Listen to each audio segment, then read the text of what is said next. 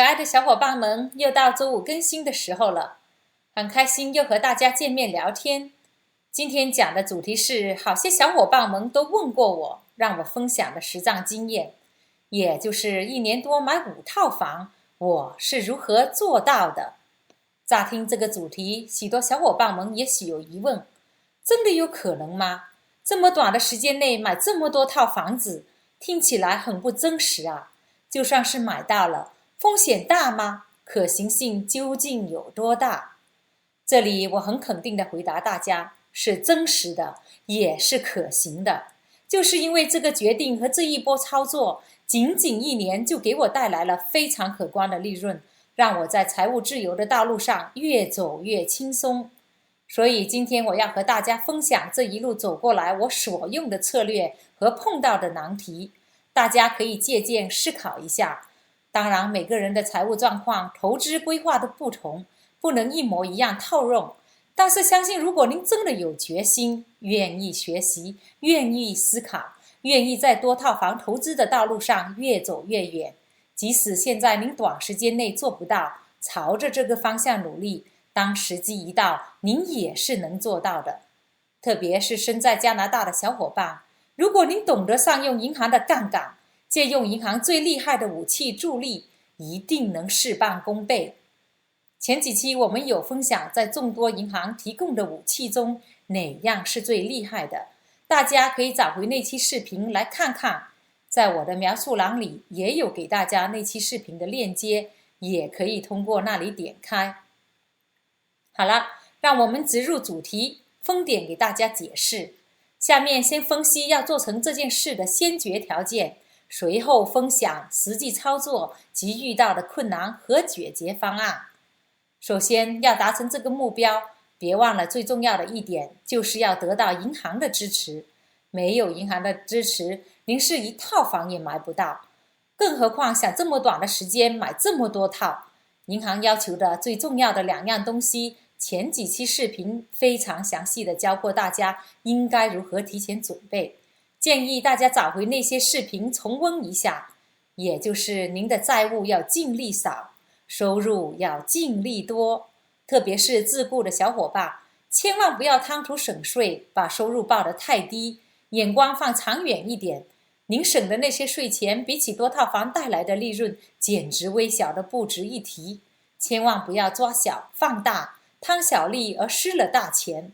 提前就要清楚了解每个银行的政策，所要求的首付、文件等，选出最适合自己的银行。其次就是您的决心，要做成任何一件事情都要意志坚定，清楚明白自己在做什么，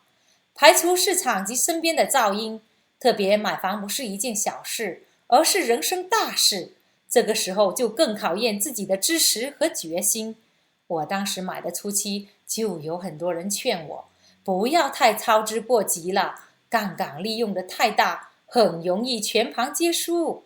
现在疫情还没有完全结束，万一再来一波经济危机，您这样冒风险，很容易全赔进去了。没错，这种种的噪音，很多时候还是出自自己身边最亲密的人。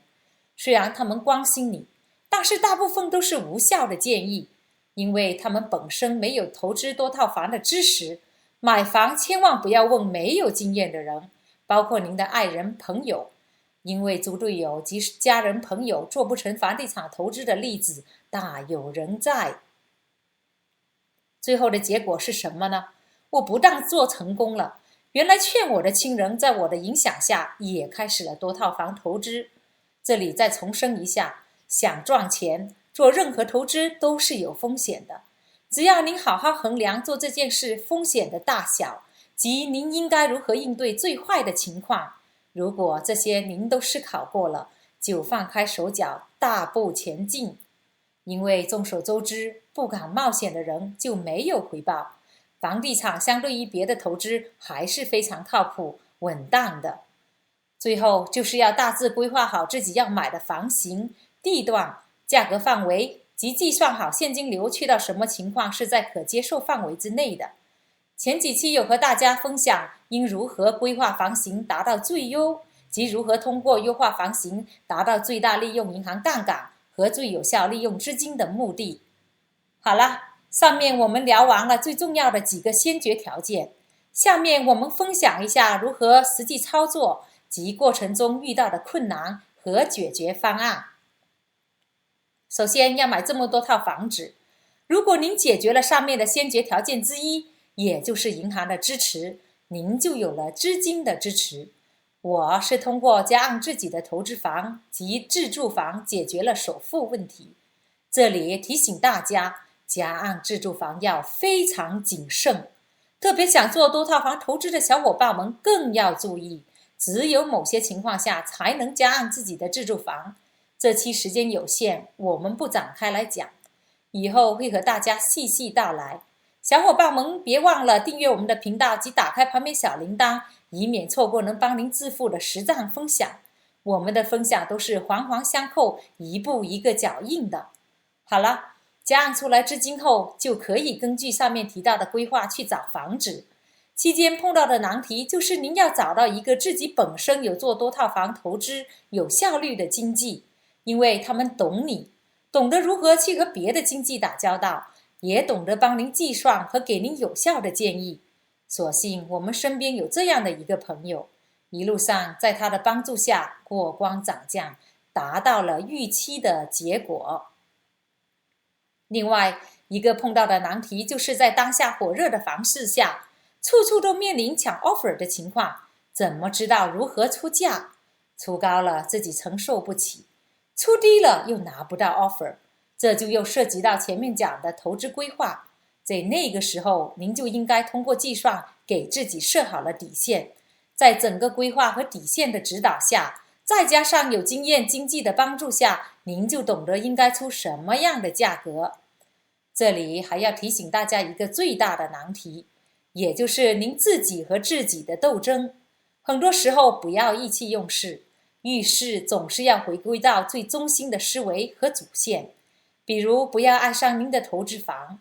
一切都以投资的角度去看。就算这个房子没有车库，装修不是您喜欢的，别忘了您买来不是自住的，只要数字合理，租能抵供，大众能接受的房型布局就可以买。又比如某一套房子可能买的没有您想象的那么完美，也许超出一点点您的预算，也许有些小毛病要修修补补，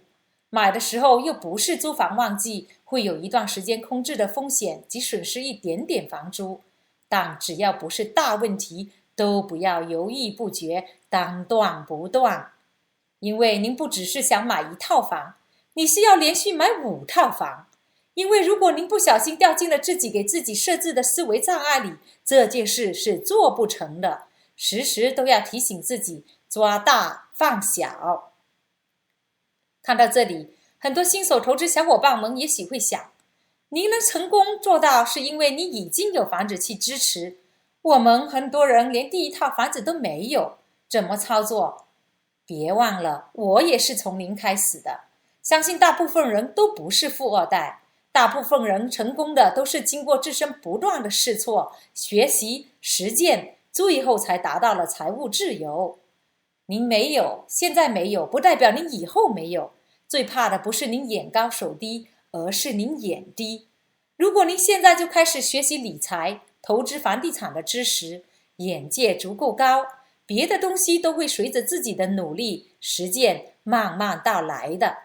天上不会白掉馅饼，不愿意努力学习就得不到自己想要的生活，即使得到了，也是财不配位，难以留住财富。所以再次提醒新手小伙伴们要沉下心来做实事。好了，上面主要的都和大家分享了，还有一些小细节，比如找到后如何最快出租，如何管理租客等，因本期时间有限，不能和大家赘述，以后会慢慢和大家分享各种细节。我有故事，您有酒，来日方长，我们慢慢聊哈。看到这里，也希望可爱的小伙伴们能给我们点个赞，及把这期视频分享给身边的亲人朋友，大家一起受益。制作视频不易，你们的鼓励真的对我们意义非凡。好了，这期就分享到这里，下周五再见喽，拜。